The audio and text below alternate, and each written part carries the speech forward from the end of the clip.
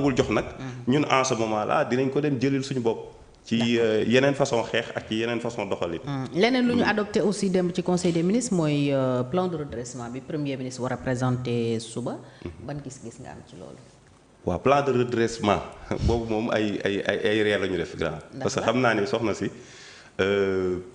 d'après bi nga xamante ne Pastef depuis des années jaayoon nañ nit ñi dès leur début. dañu ñëw ñoom dañu am li ñuy tuddee solution avec S. waaw sénégalais yi nag ñu bari am ci yaakaar. topp leen ci ñu jaay ko sénégalais yi votal leen. ñu dem ba ci biir ñu ne ñu déet ils ont un projet pour le Sénégal sénégalais yi tamit ànd ci ak ñoom. votel leen. ñu dem ba ci biir encore ñu ne ñu dañu am beneen projet bu tudd vision 2050 sénégalais yi ba tey baax na ñu votel leen tey jii ñu ñëw ñu ne ñu am nañ beneen plan boo xamante ne. mi ngi tudd plan de redressement pour ce Sénégal. est-ce que yëpp du ci solution avec S bi rek. les solutions. les solutions avec ay solution la. non waa bu doon solution la parce que dafa am yoo xamante ne moo jiitu est-ce que soxna si booy tracer sa stratégie da ngay am un plan wala da ngay defar stratégie ba pare doo ngay ñëw defar plan bi je pense que ni plan mooy jiitu stratégie plan ngay teg. après nga andi daal di stratégie xool noo koy élaborer xool nan nga koy élaborer ba mu mën a yóbbu Sénégal ci lendemain meilleur yi nga xamante ne moom nga leen digoon. malheureusement dañu gis ñoo xam ne dañu def la charrue avant les bœufs dañu ñëw ñu ne ñu seen stratégie SND bi nga xamante ne moom la ñu génne stratégie nationale de développement bi nga xamante ne moo war a doxal réew mi ci 5 prochaines années yi moom moo jiitu. te gis nañu ni foofu déjà il y a des montants qui ont été dégagés loolu moom mooy redresser réew mi moom moo waroon teg réew mi ci sur les voies de développement. wala bii di ñëw moom mooy redresser man je vois pour man dafa am contradiction foofu il faut que ñu wax ñu exactement ban mooy dëggantaan plan bi SND moom mooy plan bi parce que ñun xam nañ ni SND di demee. SND dafa nekk loo xamante ne c'est les planificateurs yi nga xamante ne ñoo nekk ci réew bi à chaque fois Macky Sall ba mu ñëwee dafa fekk boobu mu ngi nekk SNDES stratégie nationale de développement économique et social moom la jël ñu améliorer ko tëggaat ko def ko li nga xamante ne tey jii moom mooy plan Sénégal émergent ñun nag dañu yaakaaroon ne ñii bu ñu ñëwee tey jii ci ba ñu ñëwee ci SND bi dañ ko jël def ko tëgg ko muy plan vision 2050 mais léegi Sénégalais yi dañu leen laaj ñun yooyu ban moo ci baax Sénégal ñun ban la ñu war a mën a sukkandiku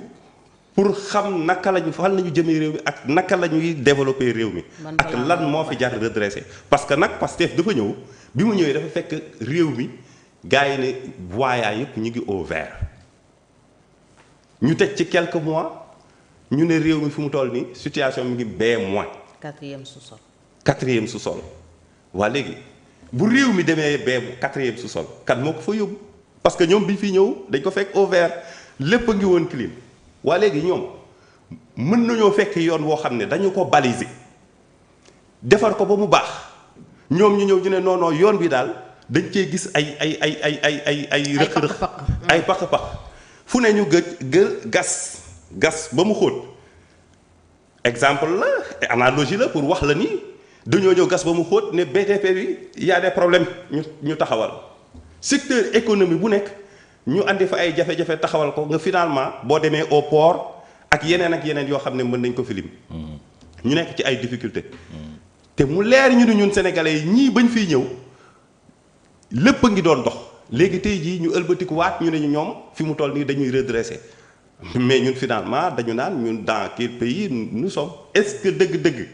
ñii fi ne dëgg lañ doon jaay sénégalais yi naan am nañu projet am na ndax la may delluwaat ca gannaaw tuuti le président de la république ba moom waxoon parce que président de la république kii di Bassirou Diomaye Faye biñ koo falee dafa def conseil des ministres le 9 mu ne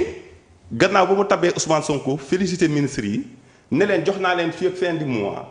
du mois bi bu ko defee ngeen mën a mettre en œuvre projet bi ngeen décliner ko bu ko defee nit ñi xam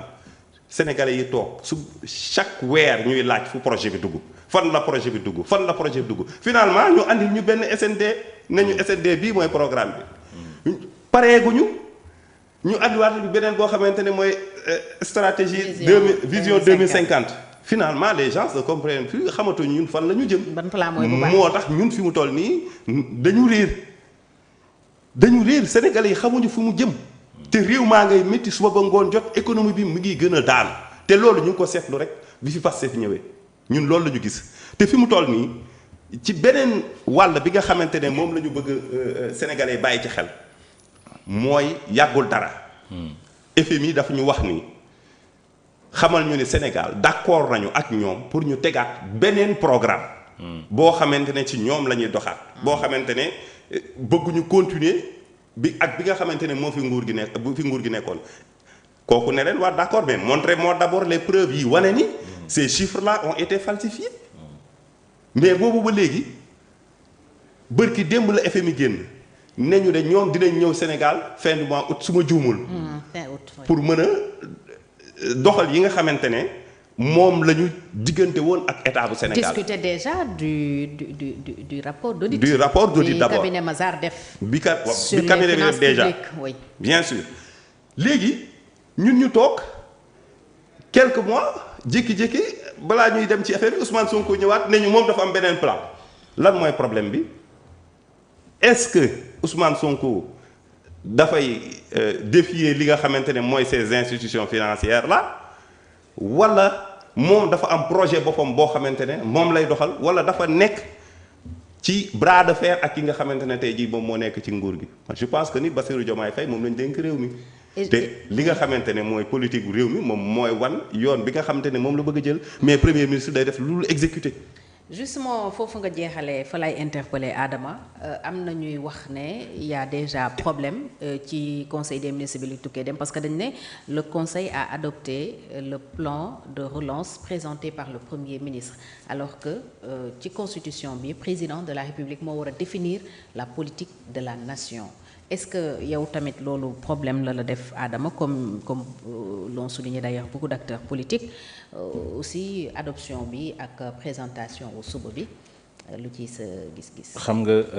Fatou au titre des textes législatifs et réglementaires le conseil a examiné et adopté le plan de redressement présenté par le premier ministre. loolu la ñu génneel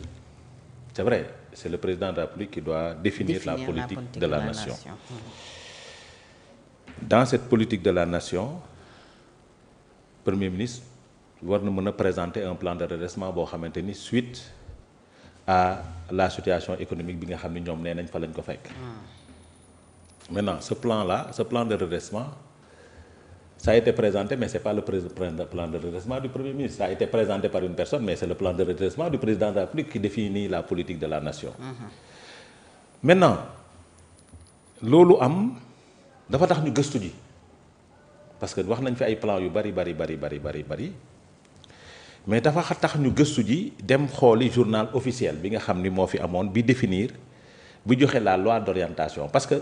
le plan de redressement xamuñu ndax loi la xamuñu ndax lan la mais puisque c'est un plan tax nañu dem gëstu ji xam ban loi d'orientation moo tëye suñu système national de planification ba ñu demee gëstu ji dañoo taseeg journal officiel bi nga xam ni mi ngi génn le samedi 30 avril 2022 mu nekk nii moom bi nga xam ni assemblée nationale moo ko voté mu nekk une loi d'orientation numéro 2022 du 10/.